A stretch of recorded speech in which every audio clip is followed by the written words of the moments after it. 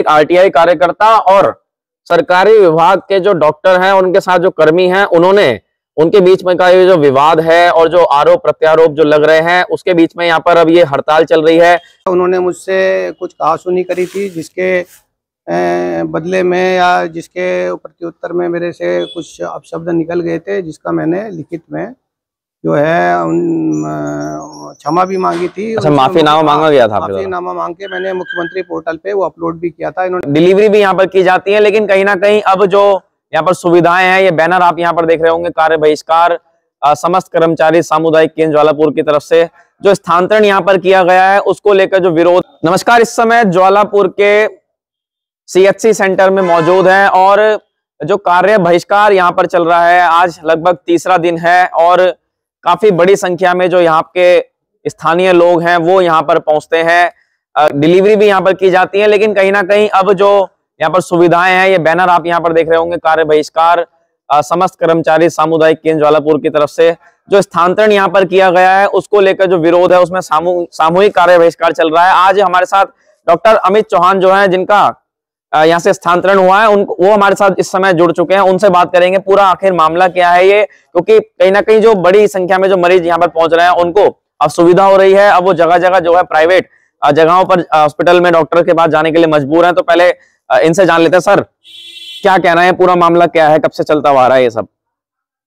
जी, मेरा यहाँ पर 3 अगस्त 2024 से यहाँ पर स्थानांतरण होकर मेरे यहाँ पर पोस्टिंग हुई थी और मैं करीबन 6 महीने से यहाँ पे कार्यरत हूँ। और यहाँ पे मैं यहाँ का सभी इवनिंग, मॉर्निंग, नाइट सभी इस समय जो है हम जो है क्लिनिकल जो सेवाएं वो भी देते हैं और प्रशासनिक कार्य भी मैं ही देखता हूँ जी। तो इसके अलावा जो है दूसरे जो क्या कहते हैं यहाँ के अस्पताल के जो दैनिक कार्य होते हैं, उनका भी जो प्रभार है मेरे पास है। जी, तो सर ये प्रभार आपके पास है, आपका अब स्थानांतरण हो गया है, समस्या क्या है, दिक्कत क्या है? क्योंकि सरकारी विभाग में तो तबादले होते रहते हैं, क्या समस्या है जो सबने कार्य बहिष्कार किया है? समस्या ये है कि जो क्या कहते हैं एक यहाँ पर स्वयंभू नेताजी हैं या फिर स्वयंभू आरटीआई कार्यकर्ता श्री नवीन अरोड़ा जी हैं, तो उनसे जो है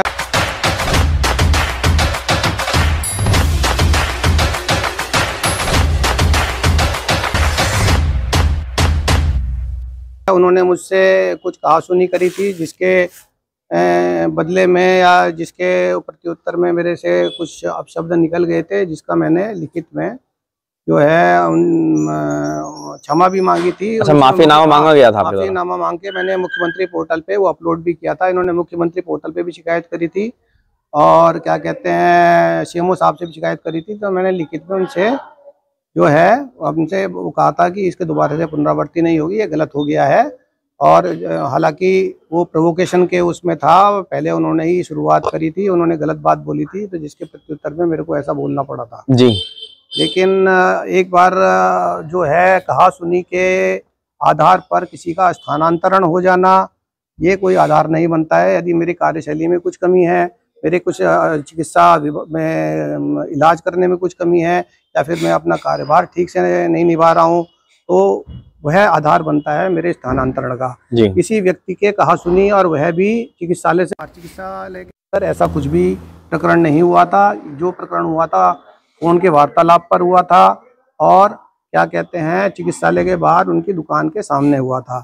तो इस स्थिति में एक कोई आधार नहीं बनता है मेरे स्थानांतरण का है। और उन्होंने जो श्री नवीन अरोड़ा जी ने यहाँ पर इसको आधार बनाकर आमरण अनशन शुरू किया और क्या कहते हैं कुछ राजनीतिक क्या कहते हैं लोगों को भी यहाँ पर बुलाया और सीएमओ साहब को यहाँ आने के लिए मजबूर कर दिया और उन पर राजनीतिक दबाव बनाकर मेरा स्थानांतरण पत्र जारी करने के लिए मजबूर कर दिया। तो मेरा तो इसमें कुछ नहीं है, जो मेरे अधिकारी मेरे को आदेश देंगे मुझे उसका पालन करना होता है। तो मैं ये अपना जो है कार्यभार जो है अपना स्थानांतरण के लिए तैयार था, लेकिन यहाँ के जितने भी कर्मी हैं उन्होंने मेरा आदेश बनने नहीं दिया और उन्होंने कहा कि हम आपको यहाँ से जाने नहीं देंगे जी। और इसी विरोध में मेरे कर्मचारी मेरे समर्थन में है कि मेरा यहाँ से स्थानांतरण पत्र है, जो स्थानांतरण पत्र है। अब आपका स्थानांतरण हो गया है, तबादला हो गया है, लेकिन यहाँ पर हड़ताल चल रही है, कब तक चलती रहेगी और इसका समाधान क्या है, क्योंकि आम जनता जो है इससे परेशान हो रही है? इसमें जो जो भी हड़ताल चल रही है, इसमें मेरा जो है जो कोई एक्टिव योगदान नहीं है, क्योंकि मेरी ऐसी मंशा नहीं थी कि ऐसा कुछ किया जाए।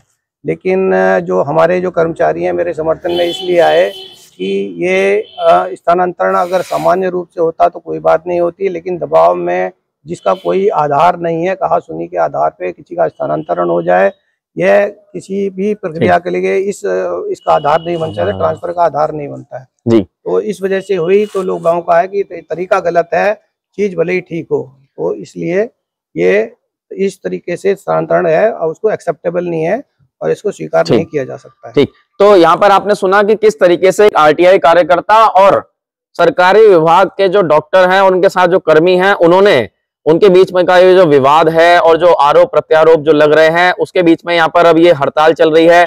कुछ यहाँ पर कर्मचारी हैं, इनके बारे में जान लेते हैं। तो सबसे क्या नाम है पहले आपका? डॉक्टर सार्थक जी।